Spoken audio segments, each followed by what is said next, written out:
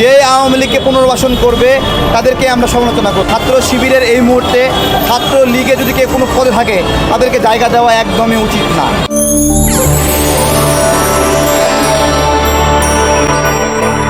ছাত্র শিবিরের এই মুহূর্তে ছাত্র লীগে যদি কেউ কোনো পদে থাকে তাদেরকে জায়গা দেওয়া একদমই উচিত না, এবং এটা আইডেন্টিফাই হলে তাকে আপনার সরিয়ে দেওয়া উচিত। এখন এই ধরনের কোনো বিতর্ক, যে আওয়ামী লীগকে পুনর্বাসন করবে তাদেরকে আমরা সমালোচনা করব, এবং এই সমালোচনাকে আপনারা সমালোচনা হিসেবে নিয়ে সংশোধন করবেন, এটা আমরা আশা করি। আর এখানে বলবো, ছাত্র শিবিরের কথা বলবো, তারা অনেক নিপীড়নের শিকার হয়েছে।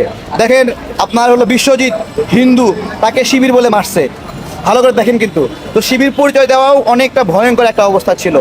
এই জায়গা থেকে তারা যে পরিচয় লুকিয়ে কাজ করেছে এটা অতটা নিন্দনীয় না, তবে যারা পরিচয় প্রকাশ করে কাজ করেছে তারা উত্তম। আমি বলছি, তারা কি মরে নাই? ধরেন ছাত্রদল কি মরে নাই? ছাত্রদল মরেছে না? হ্যাঁ, গেছে, তারপরেও মার খাইছে, গেছে, আবার গেছে, কিন্তু ছাত্র শিবিরের ওই ধরনের পরিবেশ ছিল না। তবে তারপরেও ছাত্র শিবির যদি পরিচয় প্রকাশ করে কাজ করতো, এটা ছিল একটা বড় লড়াই, ঠিক আছে? সেই লড়াইকেই স্কিপ করে গেছে একটা সময়, এটা বলতেই হবে। কিন্তু ছাত্র শিবিরও অনেক কষ্ট করেছে, তাদেরকে অসম্মান করার কারণ কাজ নাই। দেখতেন তাদেরকে পরিচয় দিলেই তারা মেরে ফেলতো, হিন্দুকে শিবির পরিচয় দেওয়ার কারণে মারছে। সেই জায়গা থেকে এই বার্গেনগুলো এখন না হলেই ভালো। আমরা ছাত্র দলকেও ভালোবাসি, ছাত্র শিবিরকেও ভালোবাসি। দুই দলের মধ্যে যে একটা প্রথাগত প্রতিযোগিতা চলছে, এগুলো আপনারা থামাতে পারবেন না। এগুলো বিবাদ যুক্তি আসবেই, এগুলোকে নিয়েই ভালো মন্দ আপনারা বিচার করবেন, কে বেশি ভালো কে বেশি খারাপ। শেখ হাসিনা গেছে, আমি তো চাই বিএনপি জামাত একসাথে থাকে একটা সুন্দর সরকার গঠন করুক, ঠিক আছে?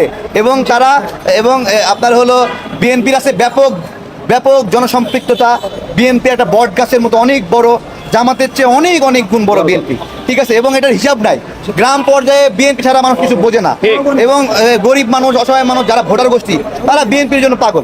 এই জায়গা থেকে বিএনপি একটা শক্তি, আবার জামাতও নৈতিকভাবে অনেক শক্তিশালী একটা দল, আদর্শিক একটা আদর্শ বলা যায়, এবং তাদের ভুল কম, এবং ৭১-এর ভুল ছাড়া তার পরবর্তী ভুল তেমন একটা আমরা দেখতে পাই না। সেই জায়গা থেকে বিএনপি জামাত যদি একসাথে হয়ে রাষ্ট্র পরিচালনা করে, বাংলাদেশের জন্য অনেক ভালোই হবে, খারাপ হবে না। আমরা দুই দলকে ভালোবাসি, আমরা চাই তারা একে অপরের নিন্দা একটু কম করে আপাতত হাসিনার যে রেখে যাওয়া দাসগুলো আছে এগুলোকে দমন করার জন্য ঐক্যবদ্ধভাবে কাজ করুক। আমরা দেখছি বিভিন্ন জায়গায় সীমান্ত পার হতে বিভিন্ন এই এখনকার রাজনৈতিক দলগুলো যারা শক্তিশালী, তারাই সহযোগিতা করতেছে। এগুলো কেন করবে?